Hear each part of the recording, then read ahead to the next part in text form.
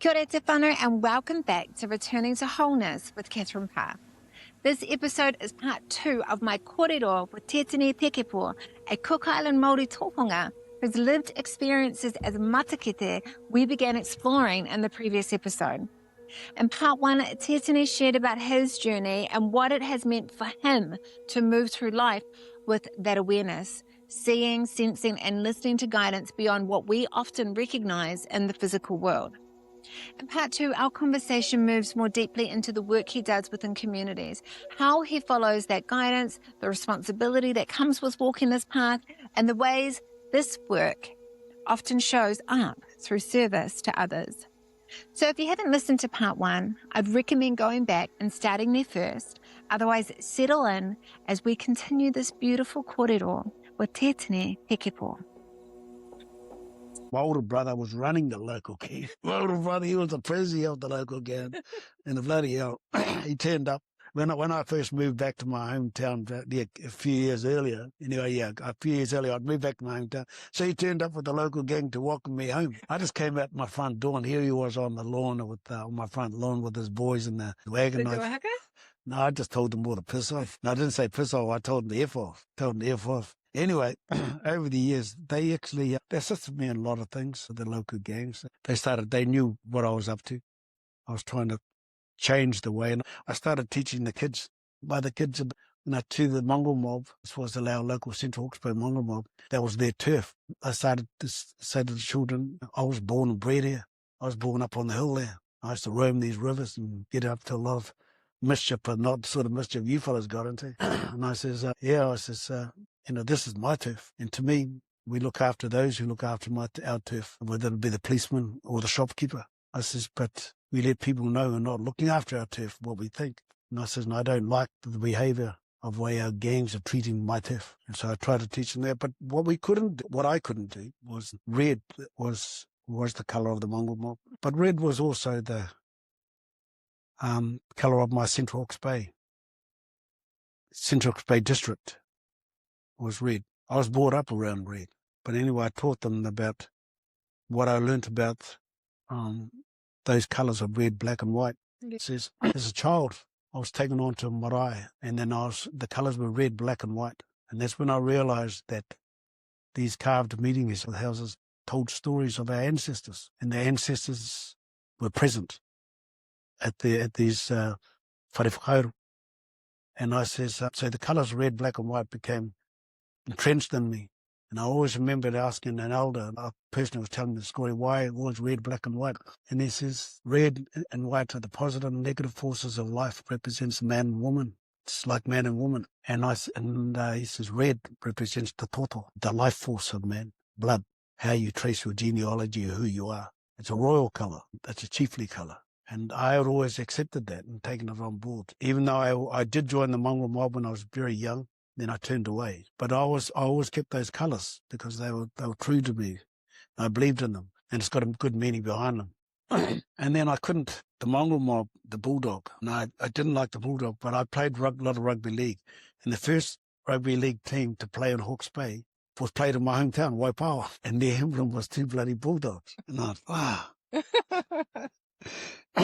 And I found those 2 dogs, and I used to look after dogs. This was before pit bulls, and I had 2 well-trained dogs, very well-trained. Anyway, everyone knew how well-trained these dogs were. And one of them was a Staffordshire, a crossbreed, but he was quite a big, well-built, solid dog, white, with a brown patch over his eye. And the other one was a mongrel I'd got from the vet, and then I bought him up. His name was Chico, but very, very well-trained. I would walk everywhere with him. All my dogs, they were family, like my children, and I would talk to them, so they were very, very well trained. But I noticed when I got the staffy, whose name was Jinx, the dogs had a hierarchy. What do you call it? Hierarchy. Hierarchy. And I noticed that once they showed their dominance, the other dogs respected it, and so you had the alpha male, and I saw that. And my big black one, he was the very dominant male around my area. And he would claim the females when they were on heat and all this. And I saw that. And no matter where we went, the other dogs just bowed or just got out of his way, unless it was a strange dog. And then he let them know who your boss was. And that's what I saw. And then when he got injured, really bad. and people thought I was going to put him down. It cost me $900 to get him fixed. He'd been in the vet a few times for various reasons. He was a good hunter too, good pig dog. No, but I wasn't going to put him down. So I got him fixed. It cost me $900, which was a lot of money back then. I didn't care. He was my mate. So I got him fixed. Then I got him another small dog, which was Jinx, to look after him because these other dogs realized his weakness and they would come around. So I trained this other little Staffy up, and he would look after it. And that's when I saw something, that whenever a dog would run out of its property, it would look for, and if there's other dogs there, it would always look for support, look with its turning its head, making sure that he's got support. If he didn't have a support, he didn't come all the way out. And he wouldn't come all the way out. And I saw that a lot, the behaviour of dogs. But with the pity, with the Staffy, and I found out with a lot of bulldogs, they would come out, they'll puff up, literally puff up, their chest will come out, the legs will go out, head back. Now this is the Staffordshire, this top I had, his tail would come up and then he would sort of pop. Yeah, I'm the boss. And he would never look either side. He'd just go straight in. And lucky he was well trained because I could call him off. But that's what I saw. And then I noticed that some of the Mongol mob, they had bulldogs. I saw the same thing. They never looked sideways. They didn't care who was around. They didn't care about the dogs. They would just go straight.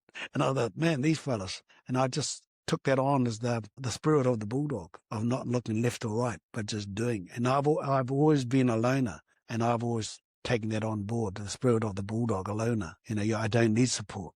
And so that became my little thing, but it annoys me. But I never acknowledged it out loud because I didn't want to be thing to the mobsters, aligned with the mobsters.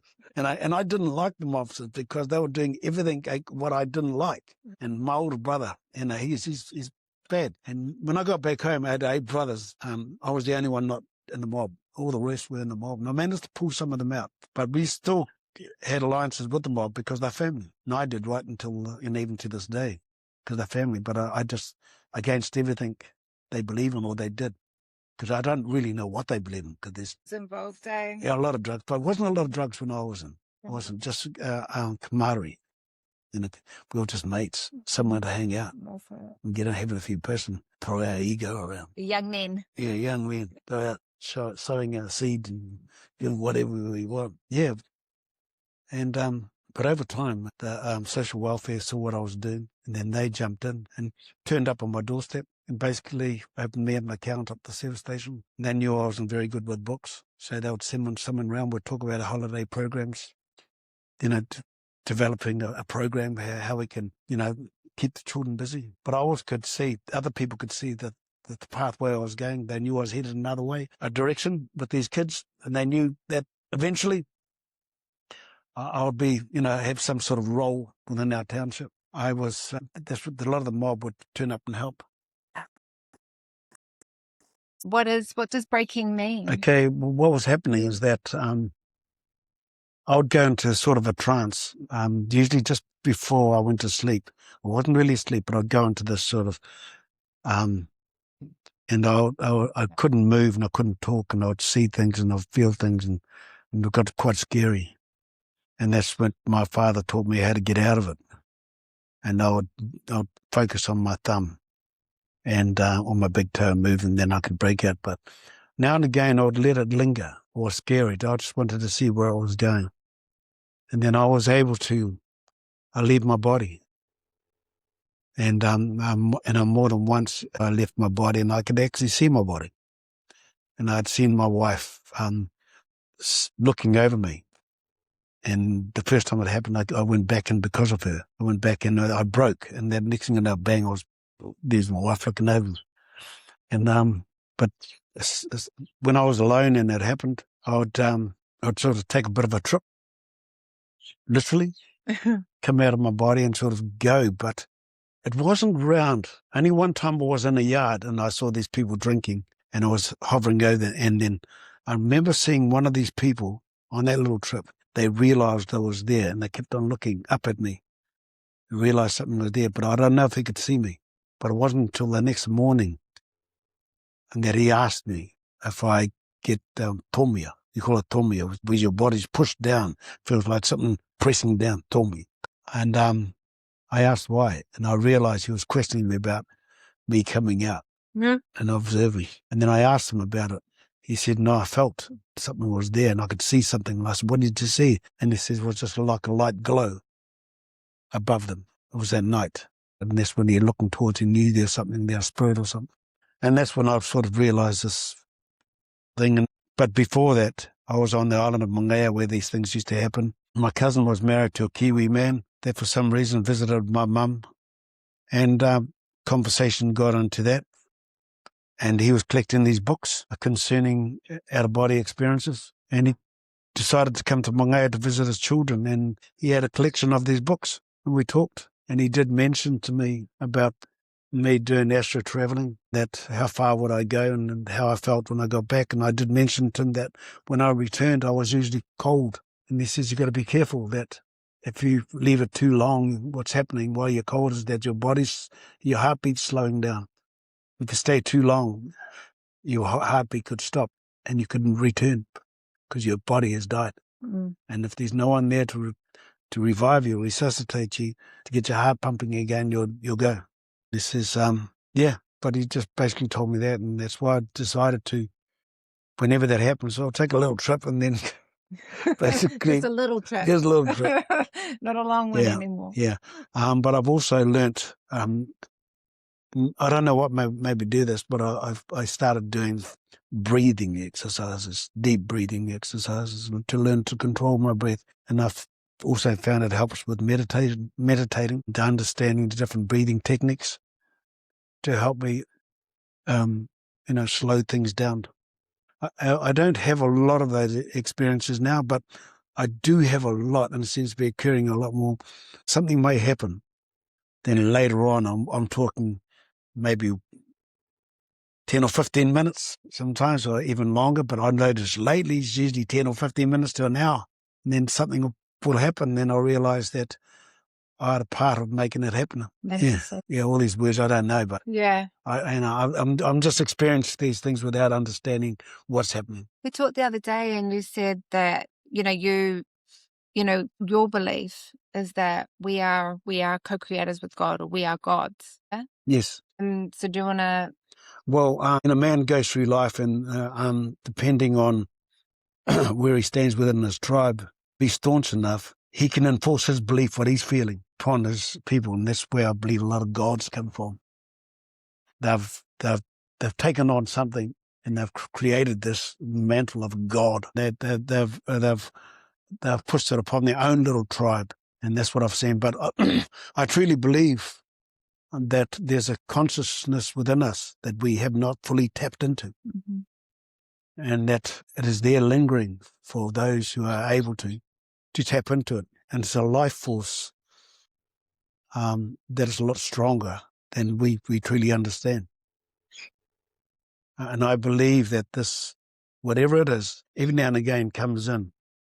And it's actually letting me know, hey, bro, we can do this. And oh, yeah, would you like that? Oh, yeah, we can. Boom. And these little things are happening. I really believe it's this area of my psychic mind that I've tapped into unknowingly, and am able to use it. Years ago, when I used to say my prayers, and sometimes I'd leave my eyes open, but then I realized by closing my eyes, we can go deeper into our consciousness and put deeper meaning into what we're saying or what we're wanting to happen. And lately, I've been closing my eyes a lot more. A lot more, and putting more emphasis and deeper understanding of what's happening into my prayers, of looking deep within myself to try to understand the gift that I've got. And there's some of it got. And as I've said to a lot of my brothers, that a lot of my family, we're gifted. We've inherited something of our parents or our great-grandparents or something. We've inherited something. But we haven't all tapped into it. And I feel I've tapped into it. I've done all right. Financially, spiritually, and a lot of that. And if there is a God that we pray to, and to me personally, I am God. And when we talk about the devil, and they go, oh, you're the devil. Now the devil's going to do this. If we think hard enough, we can be the devil. We can be whoever we want. But because I don't believe in the devil doesn't exist in my consciousness, there's no such thing, because I am the creator of whatever I do. And so I can choose right or wrong. There's, if we understand that everything is happening for us, that we are creating this for us, for our growth, our soul's growth and expansion and evolution, there can be no wrong. Then anything bad that's happening to you that's forcing you in a different direction, there for a good reason. Yeah, and I truly believe too that, especially with the Buddhism, shedding a lot, shedding ego, shedding your wealth, simplifying.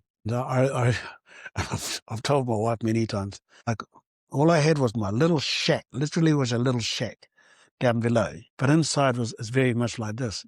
And this was my little cave that I felt my warmth, because it reminds me of nature inside my house, and that's where I felt good. But from the outside, it just looked like a little shack. It wasn't painted until my wife came into my world.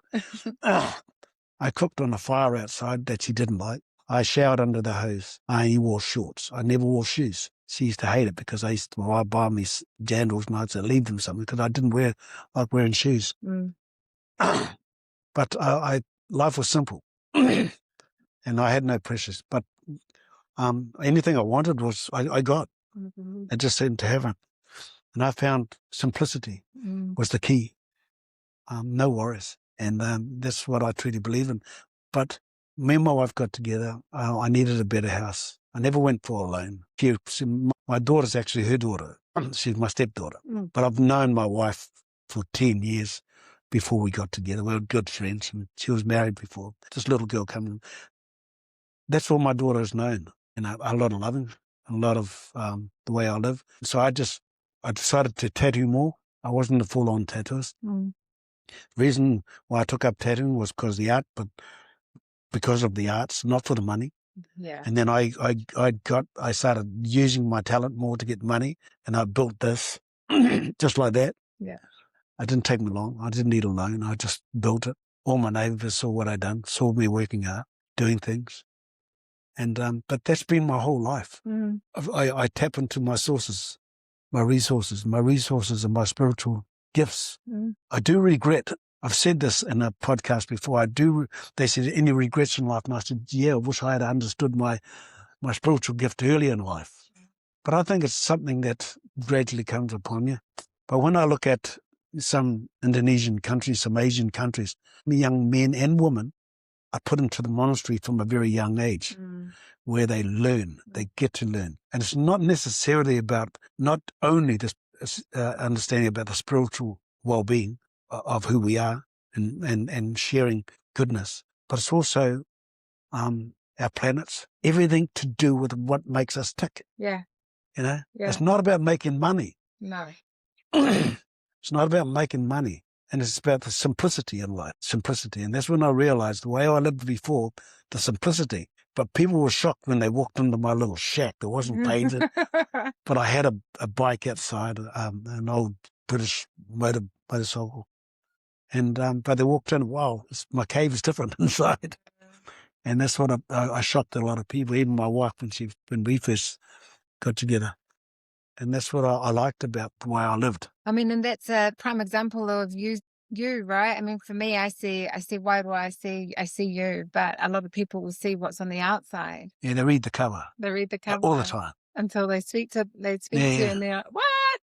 This isn't what I thought." Yeah, all the time. And people laugh when I listen to soft music, meditative music, and very, very, and they laugh and they go, "You shouldn't be listening to that. You should be listening to AC/DC." I said, "Yeah, if I'm pumping weights, yeah, if I'm my cycle, want to go really pumping hard, you know."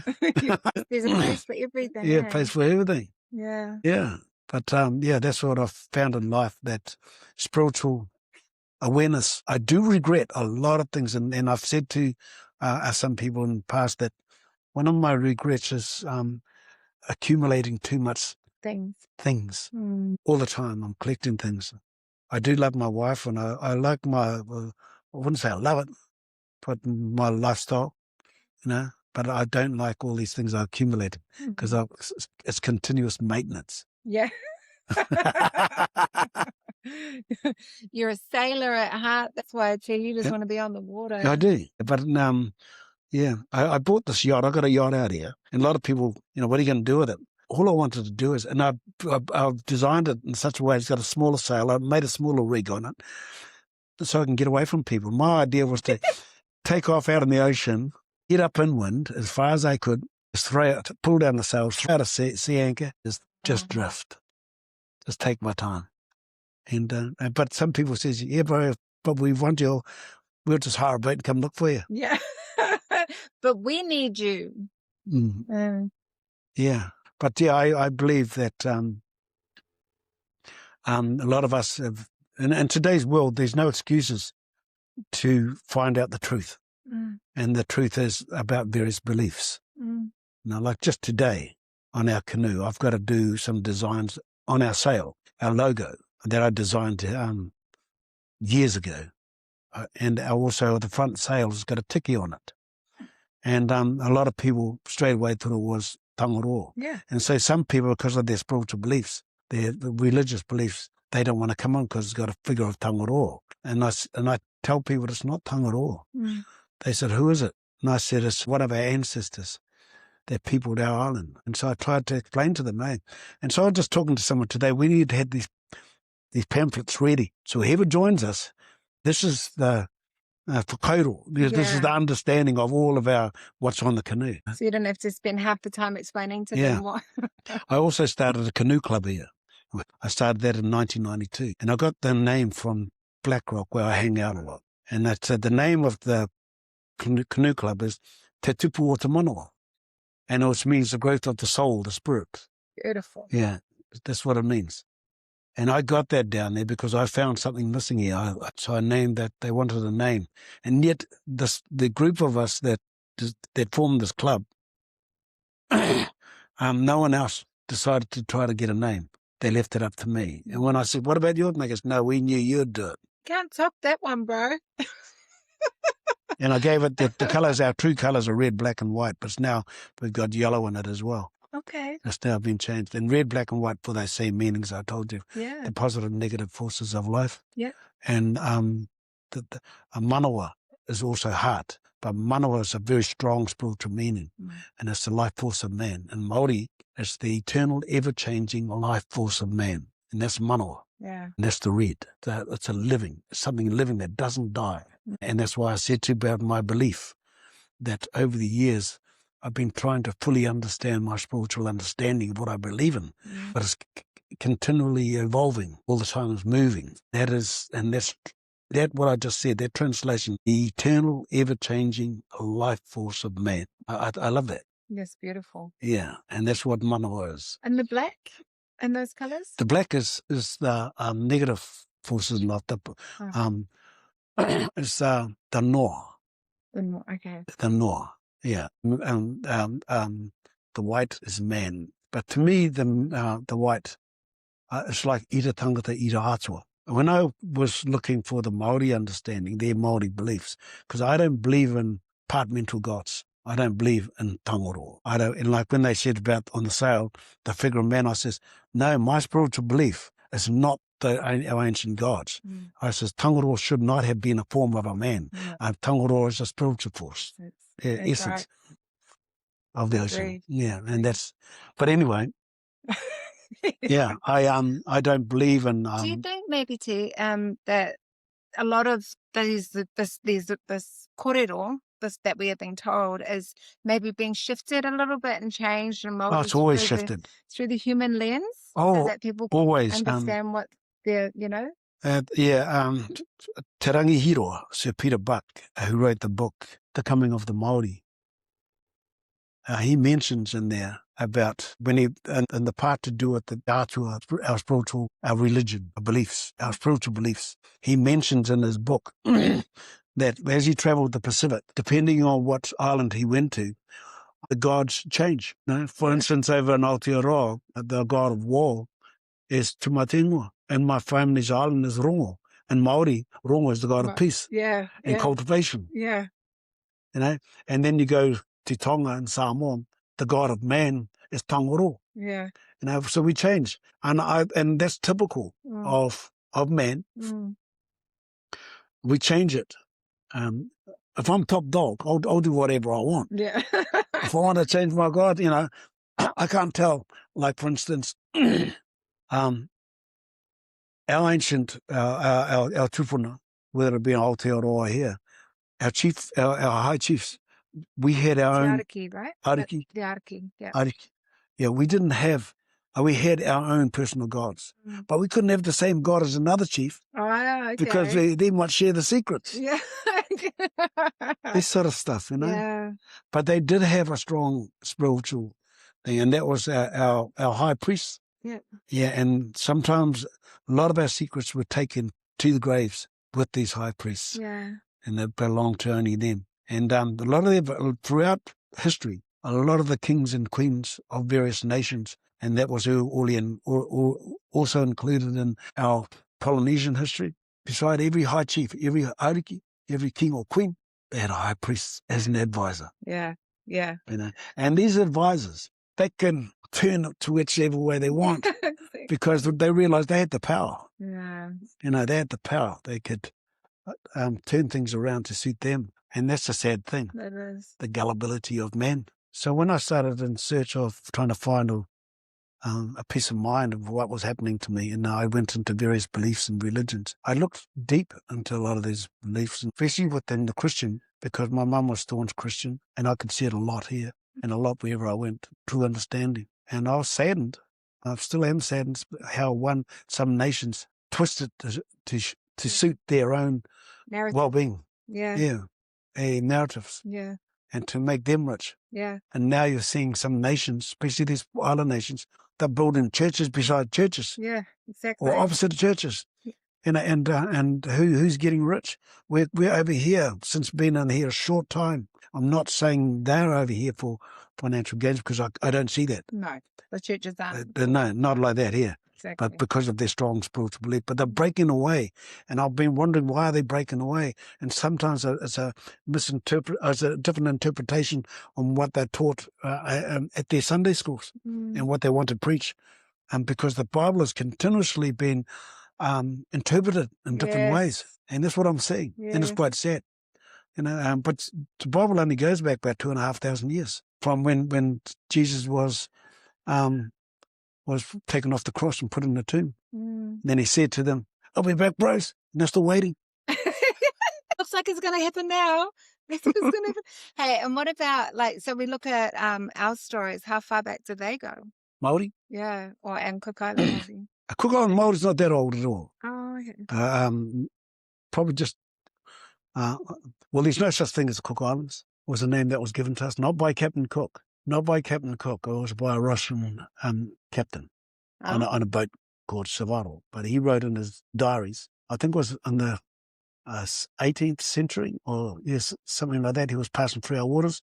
Captain Cook had been through here in 1760-something, 68 or 69. He named some of these islands the Hervey Islands after some governor in England.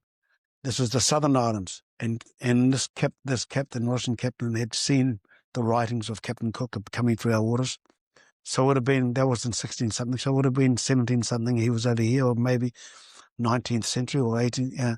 And he called them the Isles of Cook. And from that, a lot of these islands were put under Cook. I don't know the full history of where we got our name from, how we came under the Cook Islands. And my first search here, when I first came here in 87, I was told by my kaumātuas, my elders back at home, to go look for myself. Arrived here with $30 in my pocket. Then 5 months after arriving here, I've been to 7 islands. And on that journey, I met some wonderful people. And I talked, and that got me on another journey. It wasn't only to find out who I was, but who are we. And that's when I realized there was no such thing as the Cook Islands. We were separate islands under our different ariki, our different high chiefs.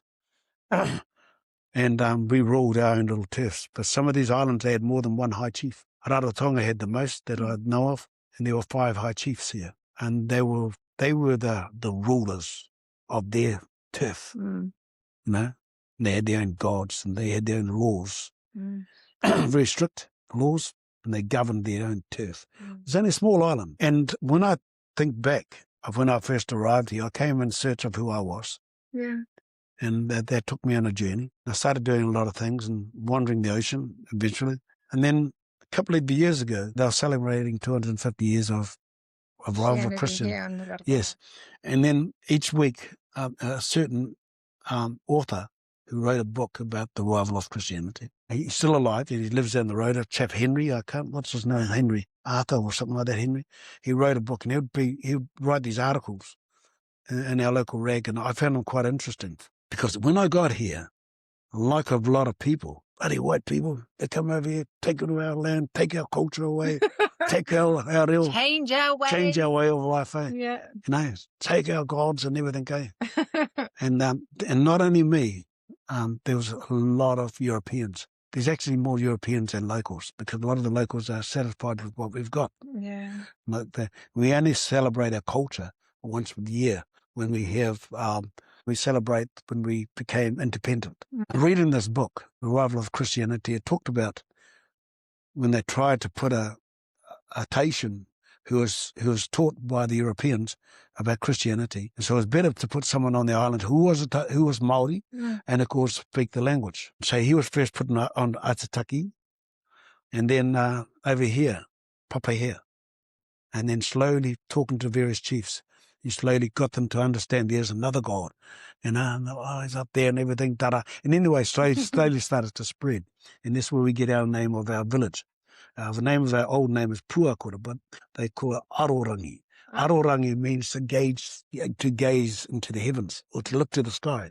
That's where Arorangi comes from. But anyway, so he slowly, first he approached the high chiefs. Then he told them. And then slowly the high chiefs got converted. And I started reading about this conversion. And I thought it was marvelous about what was happening, because for each chief, they had their own gods and different gods and more than one god.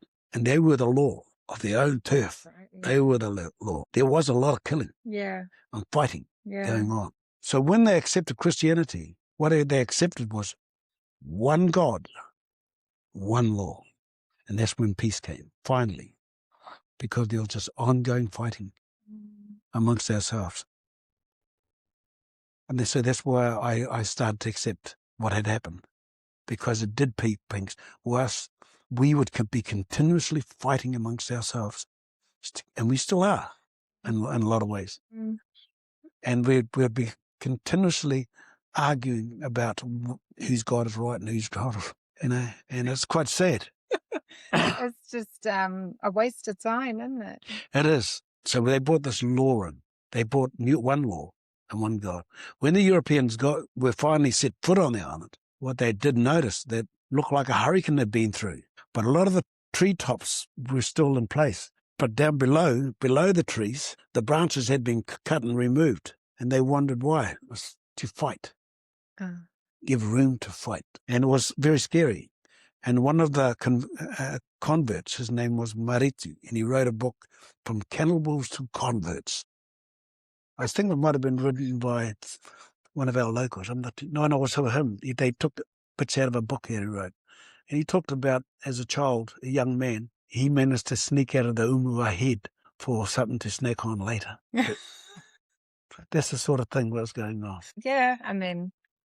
Yeah. We don't talk about that back in Aotearoa. No, we much, don't. Do we? No. We're trying to do a whole lot of things, like we talk about tikanga, our laws, or that, tikanga is changing all the time. Yeah, that's and right. New laws, and then we talk about tikanga. When we talk tikanga, it's an old name, so we think they're old laws, but they're not. No. Is it because we are, as humans, constantly evolving and changing? Well, that's my understanding anyway.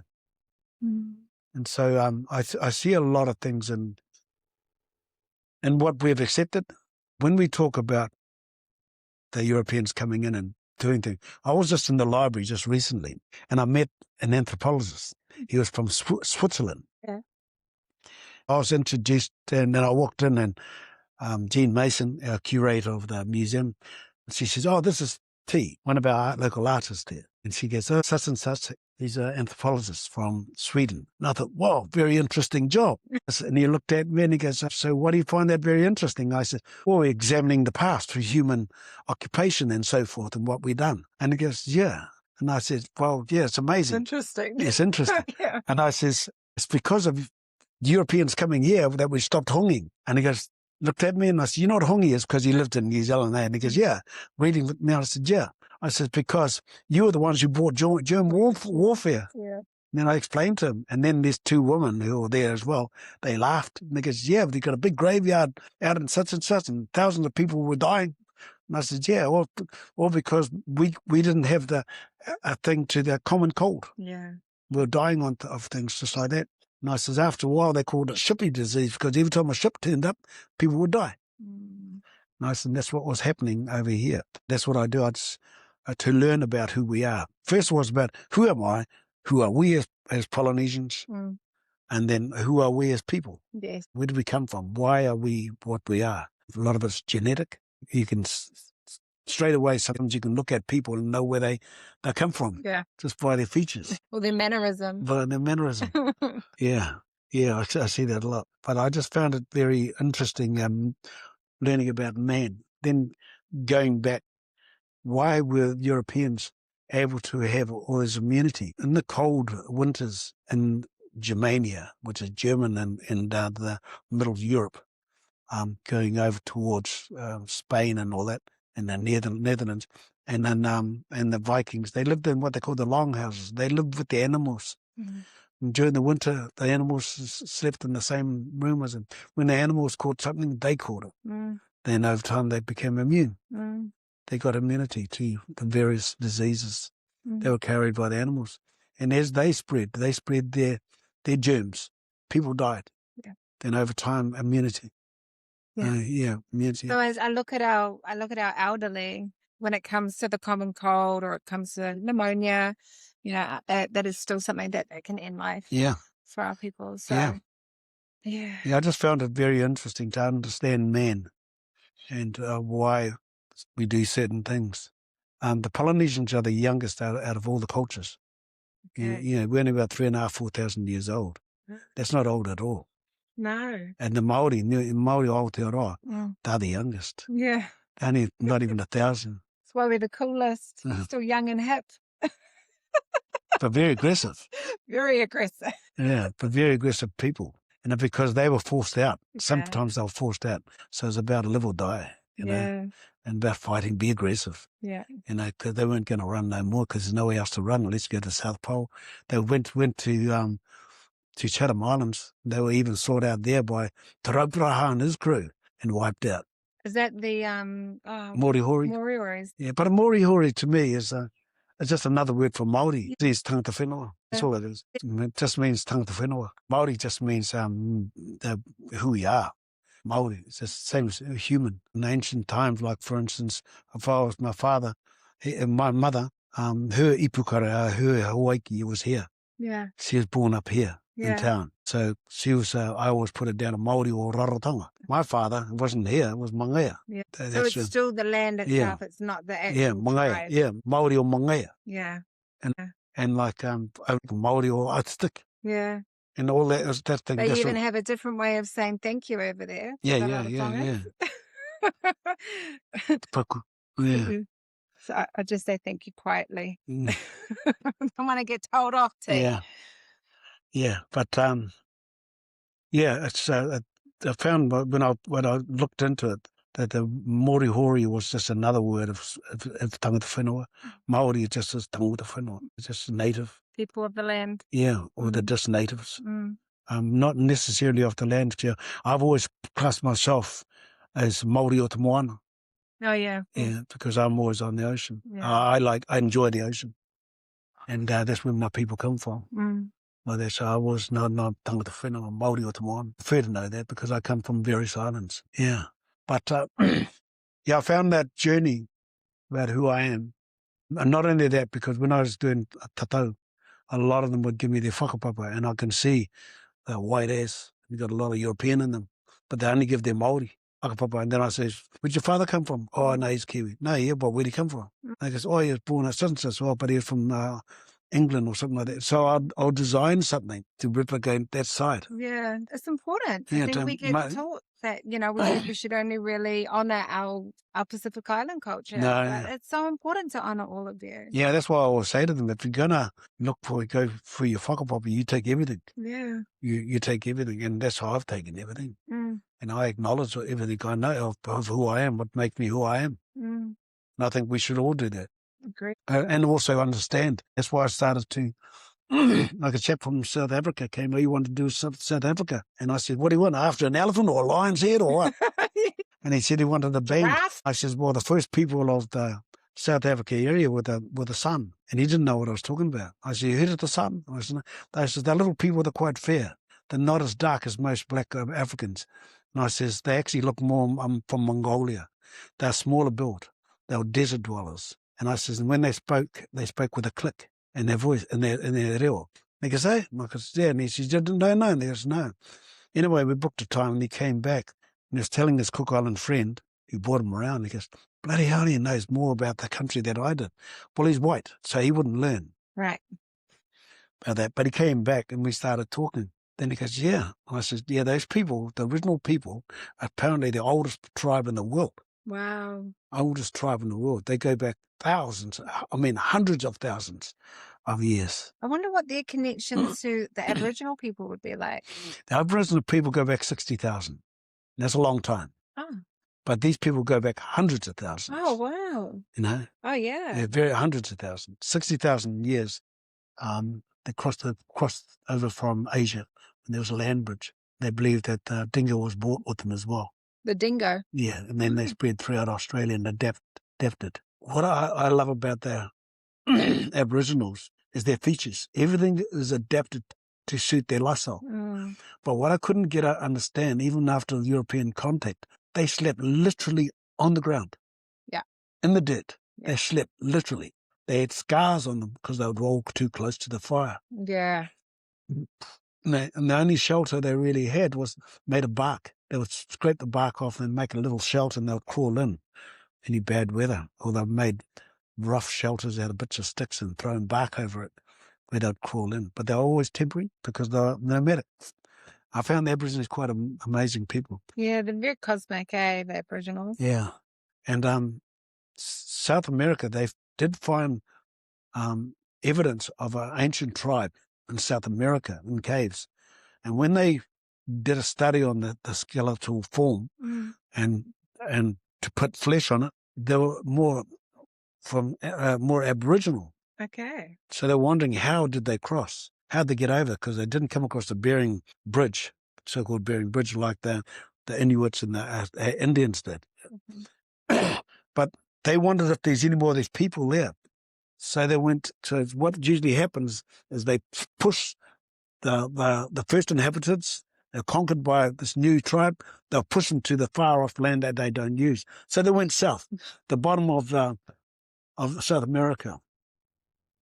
And that's where they discovered the last of these people, that they have a different DNA. And they were walking around in the extremely cold weather with next to nothing on, because they'd conditioned themselves to them. And so I found this quite amazing but also too, I believe that their features may have come from Africa. Yeah. Because Africa's just just over the road. Yeah. What for them? Yeah. And they would have come over, and there are old carvings of African features in these heads. They've got these big heads, and that's all they are. It's just a head, huge rock, and with African features on. And I believe that they came over from Africa, before the Incas. That Incas are just, they came down through, and that's only about something approximately 25,000 years ago. That's not far. It's not far at all. But it's not further than Māori. See, I have taken up so much of your time today, and I'm so grateful. Thank you so much. When I come back to Rarotonga, we'll do part 2, We have to explain to everybody how this podcast came about as well, because that was pretty synchronistic, talking about the synchronicities that have happened in your life and how things flow. This has been very much in alignment with that. I mean, you talk about people coming to Rarotonga, and a lot of the time it's because they're searching for themselves, which is the same thing for you when you came. You're searching for yourself. And I hope you found yourself, yeah? Yes. Yeah, I believe I have. But it's very interesting, some of the things I've found. Yeah, I think I have. Beautiful. Well, thank you so much for sharing your wonderful wisdom with us and your experience. No. Thank you for being here and for listening to this kōrero with Tetini Pekepo. Conversations like this are a reminder that connection to wairoa and intuition isn't something separate from everyday life. For many people who walk this path, it simply becomes part of how they move through the world and how they serve others. My gratitude to Tetini for sharing his experiences so openly and for the work he continues to do within his community. And thank you to you, the listener, for being here and for walking this journey of remembering and connection alongside me. If this kōrero resonated with you, feel free to share the episode with someone who may also benefit from hearing it. Until next time, kia kaha, kia maia, kia manawa nui, mauri ora.